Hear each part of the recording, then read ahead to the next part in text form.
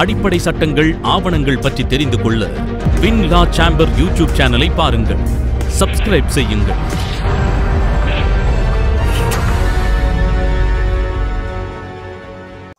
ஒரு FIR file பண்ணுறாங்க. குற்றம் செய்திருப்பார் அப்படின்னு சந்தேகப்படக்கூடிய நபரை போலீஸ் கைது செய்கிறாங்க. கைது செய்த பிறகு 24 மணி நேரத்தில் நியரஸ்ட் ஜுடிஷியல் மேஜிஸ்ட்ரேட்டை ப்ரொடியூஸ் பண்ணணும். ஜுடிஷியல் மேஜிஸ்ட்ரேட் கைது செய்யப்பட்ட நபரை கஸ்டடிக்கு அனுப்புவார். அந்த கஸ்டடி போலீஸ் கஸ்டடியாகவும் இருக்கலாம், ஜுடிஷியல் கஸ்டடியாகவும் இருக்கலாம்.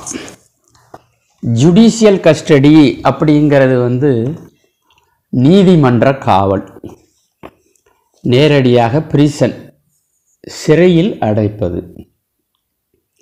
போலீஸ் கஸ்டடி என்பது காவல்துறைக்கு அந்த எதிரியை ஒப்படைப்பது. யார் பிடிச்சிட்டு வந்தாங்களோ அதே போலீஸ்கிட்ட, இன்வெஸ்டிகேஷன் ஆஃபீஸர்கிட்ட குற்றம் சாட்டப்பட்ட நபரை ஒப்படைப்பது. புலன் விசாரணை செய்வதற்கு ஏதுவாக அந்த குற்றச்சம்பவம் தொடர்பாக எதிரியிடம் விசாரணை நடத்தி தகவல்களை கேட்டு பெறுவதற்காக இந்த போலீஸ் கஸ்டடி. இப்படி போலீஸ் கஸ்டடிங்கிறது அதிகபட்சம் 15 நாட்கள் தான் கொடுக்க முடியும். மொத்தம் 15 நாட்கள். முதல் முறை 5 நாட்கள், இரண்டாவது முறை 3 நாட்கள், மூன்றாவது முறை 1 நாள், நான்காவது முறை ஒரு 2 நாள், அப்படி எத்தனை முறை வேண்டுமானாலும் போலீஸ் கஸ்டடி இருக்கலாம். ஐஓ ஒரு அஃபிடாவிட் ஃபைல் பண்ணி அதன் மேலே விசாரணை நடத்தி ஜுடிஷியல் மேஜிஸ்ட்ரேட்டு போலீஸ் கஸ்டடி கொடுக்கலாமா வேண்டாமா அப்படின்னு தீர்மானிக்கிறார். அப்படி கொடுக்கலாம்னு தீர்மானித்த பிறகு மொத்தம் 15 நாட்கள் மட்டும்தான் கொடுக்க முடியும். இது BNSS செக்ஷன் 187 187 சொல்லப்பட்டிருக்கு. 60 நாட்களில் பிணையில் விடக்கூடிய குற்றமாக இருந்தால் முதல் 45 நாட்களுக்குள்ள ஐஓ மனு செய்யணும். 90 நாட்களில் பிணையில் விடக்கூடிய குற்றமாக இருந்தால் முதல் 60 நாட்களுக்குள்ள இன்வெஸ்டிகேஷன் ஆஃபீஸர் மனு தாக்கல் செய்யணும். போலீஸ் கஸ்டடிக்கு இந்த எதிரியை கொடுங்கள் அப்படின்னு கேட்டு மனு தாக்கல் செய்வதற்கு ஒரு லிமிட்டேஷன் வச்சுருக்காங்க.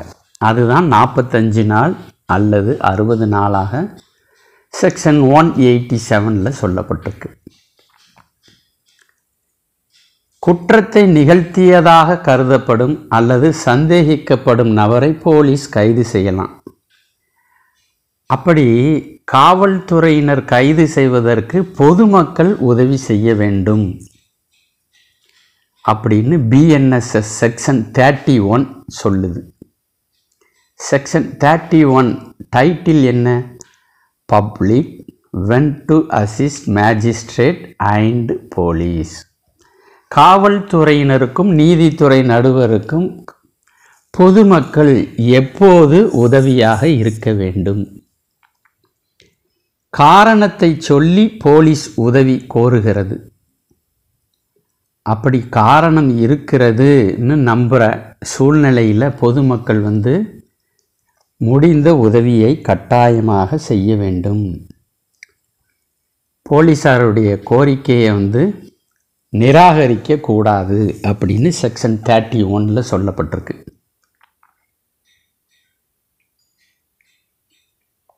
செக்ஷன் 40 சொல்லியிருக்கிறாங்க.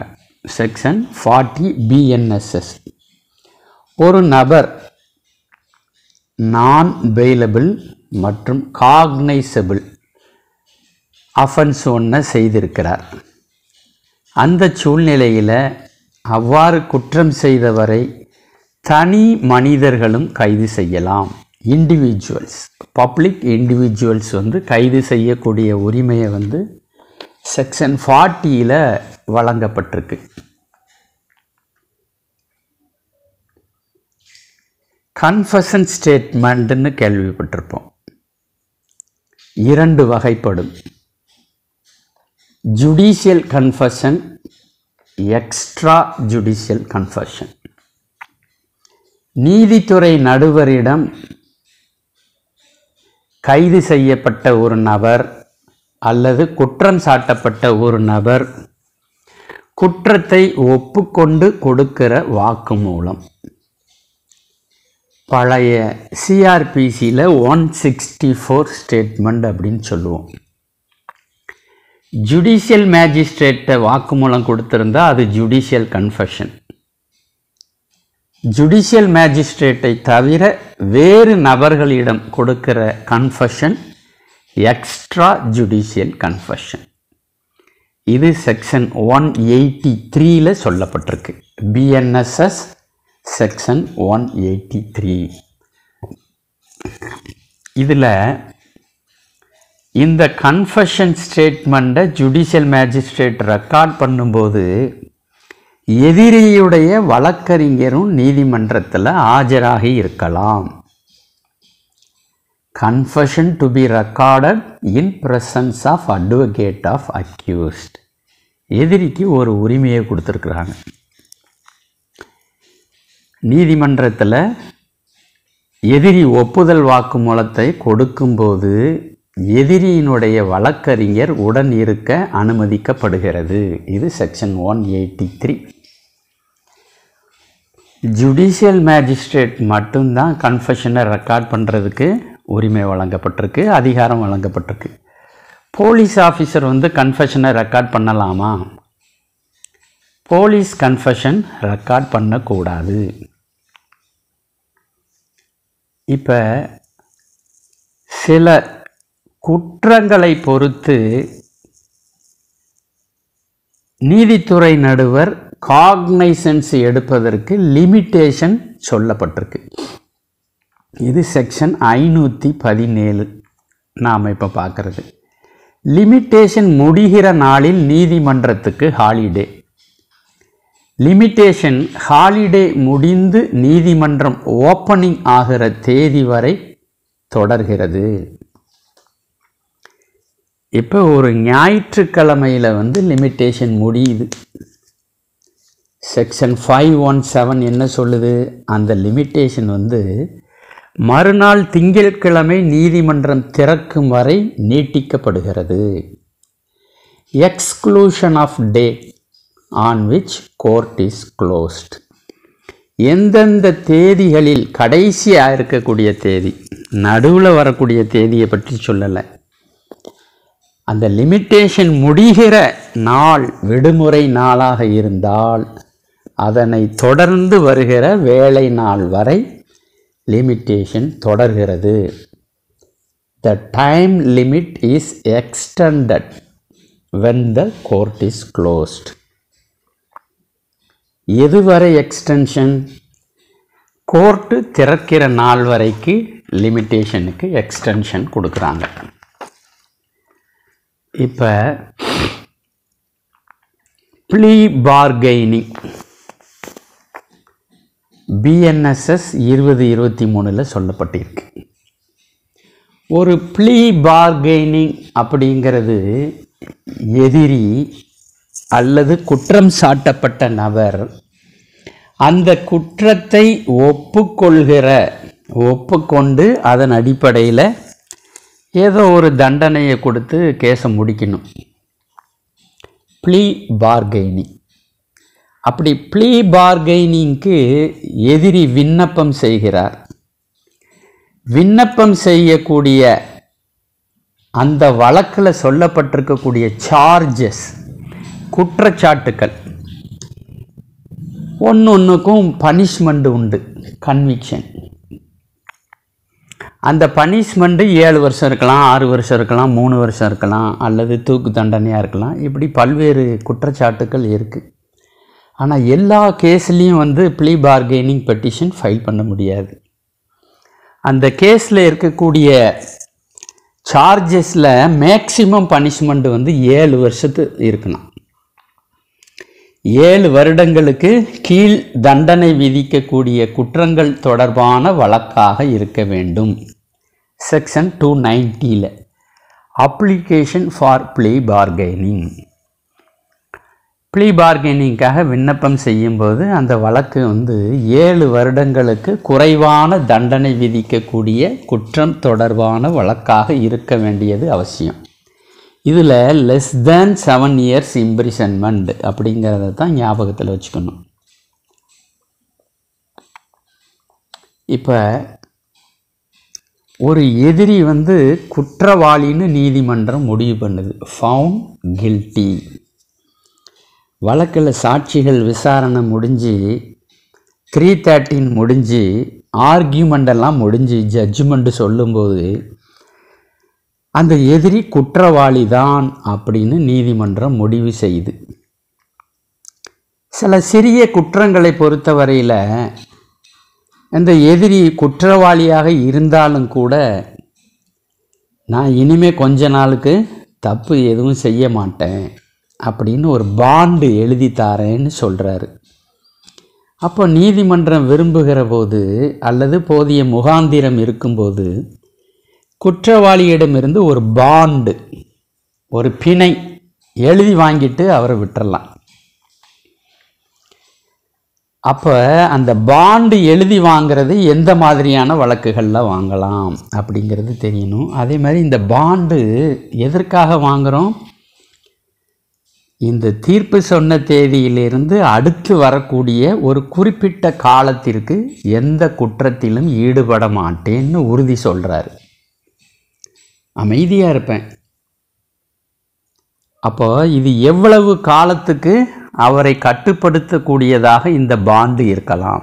6 மாதமா, 1 வருஷ காலமா, அல்லது 3 வருட காலமாக இருக்கலாமா அப்படின்னா செக்ஷன் 125 சொல்லுது. கொஸ்டின் என்ன? What is the maximum period for which the court can order a person to execute a bond for keeping peace. Bond for keeping peace, அமைதியை கடைபிடிப்பதற்கான ஒரு பாண்டு செக்ஷன் 125 சொல்லப்பட்டிருக்கு. Security for keeping peace on conviction. இது இந்த கால அளவு வந்து shall not exceed 3 years maximum. அதிகபட்சம் 3 வருடம்தான் அந்த பாண்டு கட்டுப்படுத்தும். ஜுடிஷியல் மேஜிஸ்ட்ரேட் வந்து 1 வருஷம்னு விதிக்கலாம், 2 வருஷம்னு விதிக்கலாம். ஆனால் 3 வருடத்திற்கு மிகாமல் இருக்க வேண்டும். அந்த பாண்டு எழுதும்போது எவ்வளவு நாட்களுக்கு இவர் வந்து வேறு குற்றங்களில் ஈடுபட மாட்டேன்னு எழுதி தரணும்னா அடுத்து வரக்கூடிய 2 வருடமோ அல்லது 3 வருடம் வரைக்கும், 3 வருடத்திற்கு அதிகமாக கூடாது. இதில் தெரிஞ்சிக்க வேண்டிய விஷயம் நாட் எக்ஸீடிங் 3 years மேக்சிமம். இப்போ குற்ற செயல்களில் ஆண்களும் ஈடுபடுறாங்க, பெண்களும் ஈடுபடுறாங்க. குற்றத்தில் தொடர்புடைய நபரை வந்து போலீஸார் கைது செய்கிறாங்க. அப்போ ஒரு வழக்கில் பெண்மணி மீது குற்றம் சாட்டப்பட்டிருக்கு. ஒரு பெண், விமன் மீது குற்றம் சாட்டப்பட்டவர் ஒரு விமனாக இருந்தால் அவர் கைது செய்யப்படலாம். அதுக்கு எந்த விதமான சட்டப்படியான தடை எதுவும் கிடையாது. ஆனால் சில விதிமுறைகள் இருக்குது. செக்ஷன் 43 சப்செக்ஷன் 5, செக்ஷன் 43 சப்செக்ஷன் 5 BNSSல சொல்லியிருக்கு. சூரியன் மறைந்த பிறகு கைது செய்வது தவிர்க்கப்பட வேண்டும். ஆனால் தவிர்க்க முடியாத சூழ்நிலையில் நீதித்துறை நடுவரின் எழுத்துப்பூர்வமான முன் அனுமதி பெற்று இரவு நேரத்தில் கைது செய்யலாம். பொதுவாக என்ன சொல்கிறோம், சன்செட்டுக்கு பிறகு ஒரு பெண்மணியை கைது செய்யக்கூடாதுன்னு சொல்லுவோம். அது தப்பு. கைது செய்வது தவிர்க்கப்பட வேண்டும்னு சட்டம் சொல்லுது. ஆனால் தவிர்க்க முடியாத சூழ்நிலை இருந்தால் நீதித்துறை நடுவர்கிட்ட எழுத்துப்பூர்வமான ப்ரேயர் பெர்மிஷனை வாங்கிட்டு இரவு நேரமாக இருந்தாலும் கைது செய்யலாம். இதுக்கு நியரஸ்ட் ஜேஎம்கிட்ட போய் பெர்மிஷன் வாங்கக்கூடாது. ஜூரிஸ்டிக்ஷனல் மேஜிஸ்ட்ரேட்டு தான் அந்த அனுமதியை கொடுக்கணும். அந்த கைது செய்யப்படுகிற வழக்கை விசாரிப்பதற்கு அதிகாரம் பெற்று இருக்கக்கூடிய நீதித்துறை நடுவர் தான் இரவு நேரத்தில் குற்றம் சாட்டப்பட்ட பெண்ணை கைது செய்வதற்கு எழுத்துப்பூர்வமான அனுமதியை வழங்க வேண்டும். ஒரு நிபந்தனையின் பேரில் கைது செய்வதற்கு இந்த சட்டம் அனுமதிக்குது. இதோட தொடர்புடைய விஷயம் ஒன்று சிவில் ப்ரொசீஜர் கோடில் செக்ஷன் 56 இருக்கு. மணி டிகிரியை எக்ஸிக்யூஷன் பண்ணும்போது எக்ஸிக்யூஷன் ப்ரொசீடிங்கில் பெண் ஒருவரை கைது செய்ய முடியாது. அதாவது section 56 of CPC prohibits the arrest of a woman in execution of a decree for money. பணத்தை வசூலிப்பதற்காக அசல் வழக்கு தாக்கல் செய்யப்பட்டு தீர்ப்பாணை பெறப்பட்டிருக்கு. அந்த தீர்ப்பாணையை நிறைவேற்றுவதற்காக இபி ஃபைல் பண்ணியிருக்கு. அந்த இபியில் ரெஸ்பாண்டண்ட் ஜட்ஜ்மெண்ட் டெட்டார் பெண்மணியாக இருந்தாங்கன்னு சொன்னால் அந்த பெண்மணியை கைது செய்வதற்கு உத்தரவு பிறப்பிக்க முடியாது. மணி டிகிரியாக இல்லாமல் வேறு தீர்ப்பாணையாக இருந்தால் அந்த பெண்மணியை கைது செய்வதற்கு தடை எதுவும் கிடையாது. இது செக்ஷன் 56 ஆஃப் சிபிசியில் வந்திருக்கு. மேஜிஸ்ட்ரேட் அப்படின்னா ஜுடிஷியல் மேஜிஸ்ட்ரேட்டும் உண்டு, எக்ஸிக்யூட்டிவ் மேஜிஸ்ட்ரேட்டும் உண்டு. எக்ஸிக்யூட்டிவ் மேஜிஸ்ட்ரேட் அப்பாயின்மெண்ட் பற்றி பேசக்கூடியது செக்ஷன் 14(1)(4). இதில் ஒவ்வொரு மாவட்டத்திலேயும் ஒரு டிஸ்ட்ரிக்ட் மேஜிஸ்ட்ரேட் இருப்பார். பெரும்பாலும் மாவட்ட ஆட்சியர் டிஸ்ட்ரிக்ட் மேஜிஸ்ட்ரேட்டாக இருப்பார்.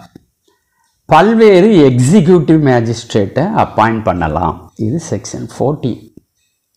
இப்போ ஒரு அன்லாஃபுல் அசம்பிளி, சட்டவிரோதமாக மக்கள் கூடியிருக்கிறாங்க, அது தகவல் தெரிஞ்சு ஒரு எக்ஸிக்யூட்டிவ் மேஜிஸ்ட்ரேட்டு அந்த இடத்துக்கு வருகிறார். இந்த சட்டவிரோத கூட்டத்தை கலைப்பது தொடர்பாக எக்ஸிக்யூட்டிவ் மேஜிஸ்ட்ரேட்டுக்கு என்ன அதிகாரம் வழங்கப்பட்டிருக்கு? செக்ஷன் 148. அப்பாயின்மெண்ட் 14, அதிகாரம் 148 சொல்லப்பட்டிருக்கு. இந்த எக்ஸிக்யூட்டிவ் மேஜிஸ்ட்ரேட் எஃப்ஐஆர் போட சொல்ல முடியுமா? ஃபைலிங் எஃப்ஐஆர் முடியாது. அந்த சட்டவிரோதமாக கூடியிருக்கிறவங்களெல்லாம் கைது செய்ய முடியுமா? அந்த எக்ஸிக்யூட்டிவ் மேஜிஸ்ட்ரேட் கைது செய்வதற்கும் அதிகாரம் கிடையாது. ஆனால் அவருக்கு 148 என்ன அதிகாரம் கொடுக்கப்பட்டிருக்கு?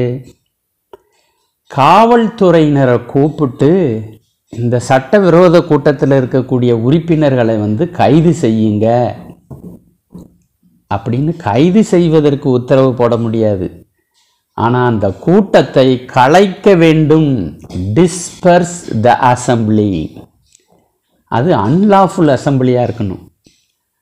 Ordering the police officer to disburse the assembly.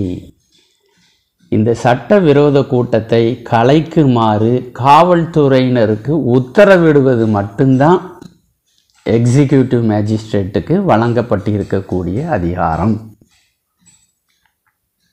இப்போ குற்றம் சாட்டப்பட்ட ஒரு நபரை காவல்துறை கைது செய்கிறது.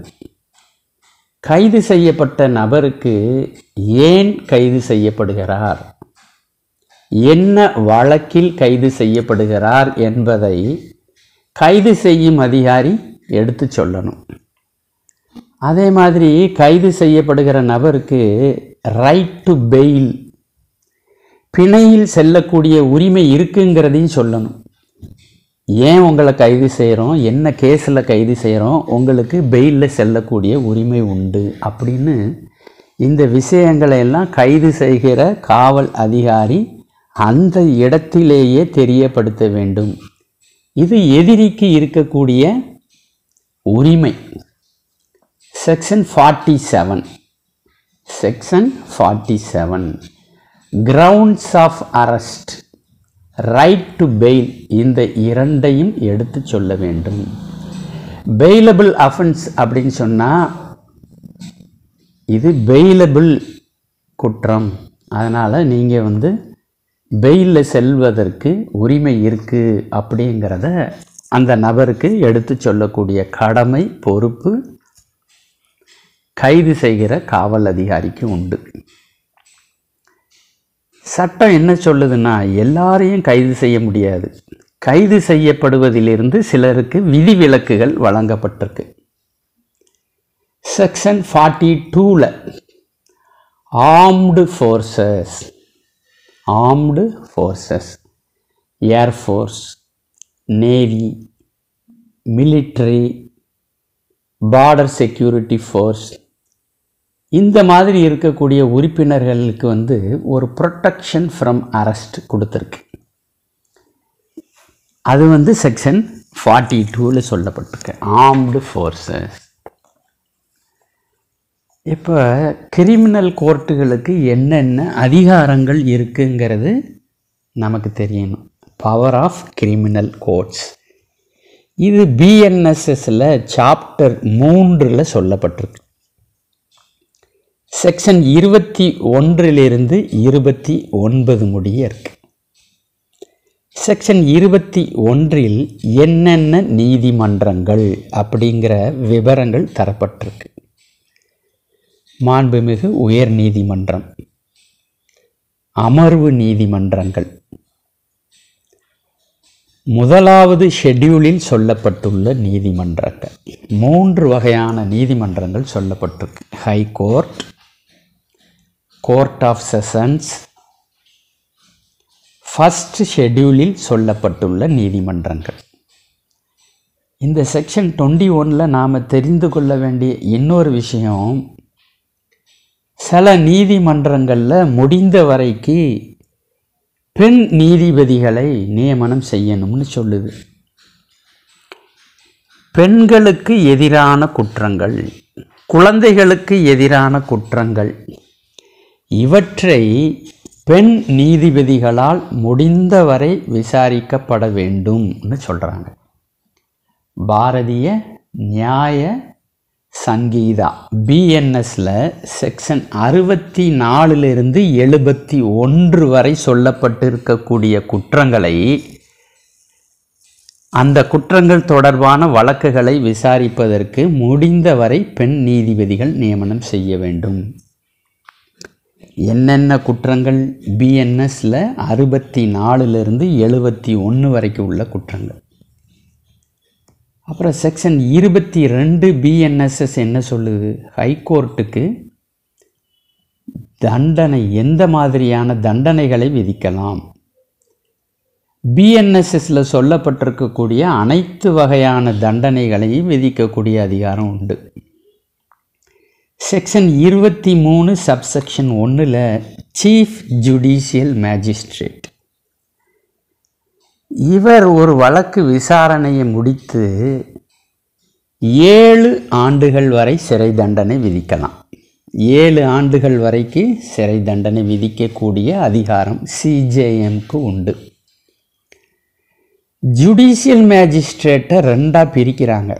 First class judicial magistrate, second class judicial magistrate.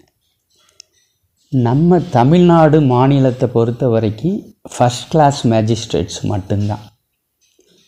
இவங்களுக்கு உண்டான அதிகாரத்தை செக்ஷன் 23 சப்செக்ஷன் 2ல் சொல்கிறாங்க. 3 ஆண்டுகள் வரை சிறை தண்டனை விதிக்கலாம். ரூபாய் 50,000 வரை அபராதம் விதிக்கலாம். Community service விதிக்கலாம்.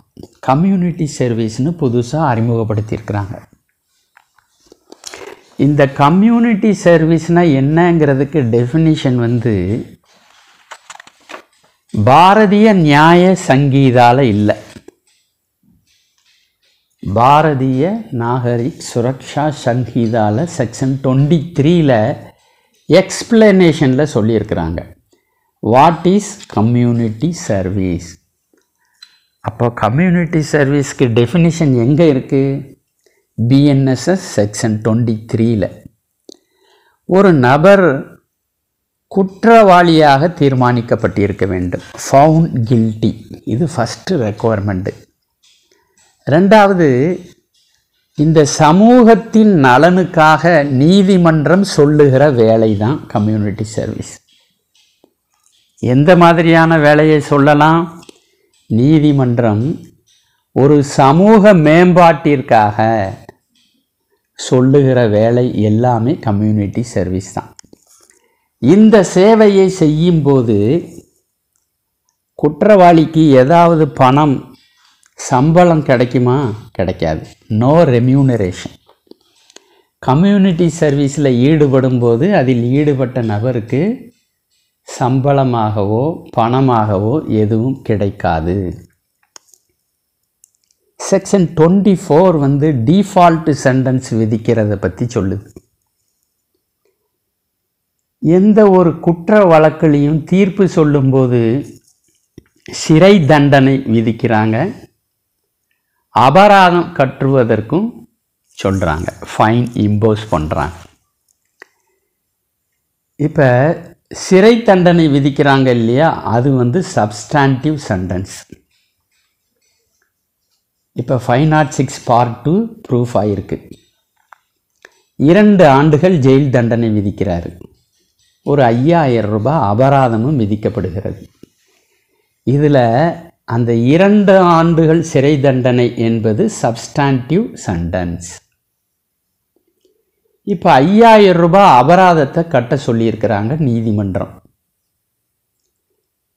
இப்போ அந்த குற்றவாளி 5,000 ரூபாயை நீதிமன்றத்தில் வேண்டுமென்றே செலுத்தாமல் இருக்கிறார். அவர்கிட்ட ஃபைன் வசூல் பண்ண முடியல. அப்போ நீதிமன்றம் என்ன செய்யலாம்? ஃபைனை கட்டாததற்காக ஜெயிலில் போடலாம். அப்படி சிறையில் எவ்வளவு காலம் வைத்திருக்கலாம் அப்படிங்கிறது தான் செக்ஷன் 24ல் சொல்லியிருக்கு. அபராத தொகை செலுத்துமாறு உத்தரவு பிறப்பிக்கப்படுகிறது. அந்த உத்தரவில் சொல்லப்பட்டுள்ள அபராத தொகையை குற்றவாளி செலுத்தவில்லை. அப்போ அந்த சட்டப்பிரிவுக்கு உண்டான தண்டனை காலத்தில் 1/4 காலத்திற்கு மிகாத தண்டனை விதிக்கலாம். அபராதத்தை செலுத்தாததற்காக விதிக்கப்படுகிற தண்டனைக்கு பேர் டிஃபால்ட் சென்டென்ஸ். இப்போ ஒரு ஜுடிஷியல் மேஜிஸ்ட்ரேட்டு 3 ஆண்டுகள் வரை சிறை தண்டனை விதிப்பதற்கு அதிகாரம் இருக்குது. அப்போ அவர் டிஃபால்ட் சென்டென்ஸ் வந்து 4/1 காலம் என்பது 9 மாதங்கள், அதிகபட்சம் 9 மாதம் வரைக்கும் தான் அவர் விதிக்கலாம். செக்ஷன் 24ல் இது சொல்லப்பட்டிருக்கு. இந்த BNSSல police control room, PCR, police control room அப்படின்னு சொல்லியிருக்காங்க செக்ஷன் 37ல். ஒவ்வொரு மாவட்டத்திலையும் ஒரு போலீஸ் கண்ட்ரோல் ரூம் இருக்கணும். மாநில அளவில் ஒரு போலீஸ் கண்ட்ரோல் ரூம் இருக்கணும். இதை யார் அமைக்கணும்? மாநில அரசாங்கம் அமைக்க வேண்டும். செக்ஷன் 37ல் வந்து போலீஸ் கண்ட்ரோல் ரூம் பற்றி சொல்லியிருக்கு. முந்தைய CRPCயில் 125னா நமக்கு எல்லாம் தெரியும். செக்ஷன் 125 ஆஃப் CRPCயாக இருந்தது, இப்போ மாறி இருக்கு, செக்ஷன் 144 மாறி இருக்கு. சாப்டர் எது? 10வது சாப்டர். இந்த chapter deals with order for maintenance of wives, children, and parents. பெற்றோர்கள், குழந்தைகள், மனைவியை ஒரு மனிதன் பராமரிப்பதற்கு கடமைப்பட்டிருக்கான். அந்த மனிதன் பராமரிக்க கடமைப்பட்டிருக்கும் போது தவறும்போது நீதிமன்றத்தில் மனு தாக்கல் செய்வதற்கு 144, முன்னால் 125, இப்போ 144. Order for maintenance of wifes, children and parents. என்ன ப்ரொசீஜரை நீதிமன்றம் கடைபிடிக்கணும்? 144ல் மெயின்டெனன்ஸ் அமௌண்ட் கேட்டு விண்ணப்பம் வரும்போது எந்த மாதிரியான ப்ரொசீஜரை நீதிமன்றம் கடைபிடிக்க வேண்டும் அப்படின்னு செக்ஷன் 145ல் சொல்லியிருக்கிறாங்க. இப்போ 144க்கு கீழே மாதம் 10,000 ரூபாயை கணவன் மனைவிக்கு செலுத்த வேண்டும்னு உத்தரவு பிறப்பிக்கப்பட்டிருக்கு. இந்த மனைவி கருதுகிறாங்க 10,000 ரூபாய் எனக்கு இப்போ போதுமானதாக இல்லை, 12,000 ரூபாயாக அதிகப்படுத்தி தர வேண்டும்னு கேட்குறாங்க.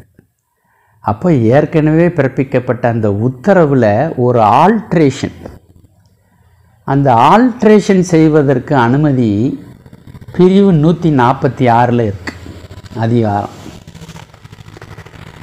பிஎன்எஸ்எஸ் பிரிவு 146ன் கீழ் ஒரு நீதிமன்றம் ஏற்கனவே பிறப்பித்திருந்த உத்தரவில் மாறுதல் செய்யலாம். இப்போ மனைவி 2வதாக திருமணம் செய்து கொண்டார் அப்படின்னு சொன்னால் கணவர் ஒரு மனு தாக்கல் செய்து நான் ஜீவனாம்சம் கொடுக்க வேண்டிய கடமை இல்லை, அவர் வேறு ஒருவரை தற்போது திருமணம் செய்து கொண்டிருக்கிறார் அப்படிங்கிறத சொல்லி அந்த உத்தரவில் ஒரு சீர்திருத்தத்தை கொண்டு வர முடியும். அப்போ கணவனும் ஃபைல் பண்ணலாம், மனைவியும் ஃபைல் பண்ணலாம். இருவருக்கும் அந்த உத்தரவை மாற்றி அமைப்பதற்கு மனு தாக்கல் செய்வதற்கு செக்ஷன் 146. இப்போ மாதந்தோறும் 10,000 ரூபாயை கணவன் மனைவிக்கு கொடுக்க வேண்டும் என நீதிமன்றம் உத்தரவு பிறப்பித்திருக்கு. அவ்வாறு பிறப்பிக்கப்பட்ட உத்தரவை கணவன் செயல்படுத்த மறுக்கிறார். அப்போ மனைவிக்கு என்ன வாய்ப்பு இருக்குது? செக்ஷன் 147க்கு கீழே அதே நீதிமன்றத்தில் மறுபடியும் மனு தாக்கல் செய்ய வேண்டும். என்ன மனு? Enforcement of order of maintenance. அந்த மெயின்டெனன்ஸ் ஆர்டரை எக்ஸிக்யூஷன் பண்ணுறதுக்குன்னு சொல்கிறோம் இல்லையா, என்ஃபோர்ஸ்மெண்ட் செய்கிறதுக்கு கணவரை வரவழைத்து அந்த தொகையை வசூலித்து மனைவிக்கு கொடுப்பதற்கு ஒரு நடவடிக்கையை நீதிமன்றம் எடுக்கலாம். அந்த நடவடிக்கையை பற்றி பேசுவது செக்ஷன் 147. இப்போ போலீஸ் கஸ்டடியில் ஒரு நபரை கொடுத்துருக்குறாங்க. போலீஸ் கஸ்டடியில் இருக்கிற குற்றம் சாட்டப்பட்ட நபரை இன்வெஸ்டிகேஷன் ஆஃபீஸர் விசாரிக்கும்போது அந்த எதிரியின் வழக்கறிஞரும் உடன் இருக்கலாம். எதிரியின் வழக்கறிஞர் அந்த நேரம் முழுமைக்கும் உடன் இருக்க முடியாது. ஒரு குறிப்பிட்ட காலம், ஒரு நாளைக்கு 1 மணி நேரமோ அல்லது ஒரு நாளைக்கு 2 மணி நேரமோ வழக்கறிஞரை சந்தித்து பேசுவதற்கு நீதிமன்றம் அனுமதி கொடுக்கலாம். இது முன்பு செக்ஷன் 41Dயில் இருந்தது. சிஆர்பிசியில் செக்ஷன் 41Dயில் சொல்லப்பட்டு தற்போது செக்ஷன் 38 பிஎன்எஸ்எஸ்லையும் இருக்குது, தொடர்ந்து இருந்து வருகிறது. இப்போ இந்த சட்டப்பிரிவினுடைய முக்கியத்துவம் என்ன? What is the significance of the provision that allows a person to meet their lawyer during police interrogation. காவல்துறை விசாரணையின் போது எதிரி தன்னுடைய வழக்கறிஞரை கலந்து ஆலோசனை செய்வதற்கு ஒரு உரிமை வழங்கப்பட்டிருக்கு. என்ன நோக்கம், என்ன காரணம் அப்படின்னா, in order to prevent torture and coercion. கஸ்டடியில் இருக்கிற நபர் சித்திரவதைக்கு உள்ளாகக்கூடாது, போலீஸார் டார்ச்சர் செய்யக்கூடாது. அதே மாதிரி அவரை கோயர்ஷன் செய்யவும் கூடாது. அதிலிருந்து அந்த எதிரியை காப்பாற்றுவதற்காக, அந்த நோக்கத்தில் தடுப்பதற்காக எதிரியை போலீஸார் டார்ச்சர் செய்கிறது, கோயர்ஷன் மிரட்டுறாங்க. இதை ஒப்புக்கொண்டுக்கோ, நீ இதை ஒத்துக்கோ அப்படின்னு சொல்லி போலீஸார் மிரட்டுவாங்க. அதிலிருந்து தடுக்கிற நோக்கத்தில் தான் வழக்கறிஞரை சந்திக்கிறதுக்கு ஒரு வாய்ப்பு ஏற்படுத்தி கொடுத்துருக்காங்க. இது செக்ஷன் 38 சொல்லப்பட்டிருக்கு. இப்போ நாம் ஒரு எதிரி நீதிமன்றத்தில் ஆஜராகாமலேயே தலைமறைவாக இருக்கிறாரு. அப்போ செக்ஷன் 84க்கு கீழே நீதிமன்றம் ப்ரொக்ளமேஷன் பிறப்பிக்கலாம். ப்ரொக்ளமேஷன்னு சொல்லுவோம், கான்செப்ட் ஆஃப் ப்ரொக்ளமேஷன். இது செக்ஷன் 84 சொல்லப்பட்டிருக்கு. அப்போ ப்ரொக்ளமேஷன்னா என்ன சார்?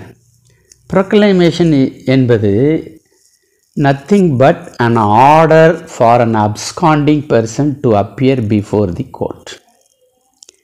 கேஸ் ரொம்ப நாளாக நீதிமன்றத்தில் பெண்டிங் இருக்குது, எதிரி நீதிமன்றத்துக்கே வரல, தலைமறைவாக இருக்கிறார். அந்த எதிரி ஒரு குறிப்பிட்ட நாளில் நீதிமன்றத்தில் ஆஜராக வேண்டும் அப்படின்னு பிறப்பிக்கிற அந்த உத்தரவுக்கு பேர் தான் ப்ரொக்ளமேஷன். செக்ஷன் 84 சொல்லப்பட்டிருக்கு.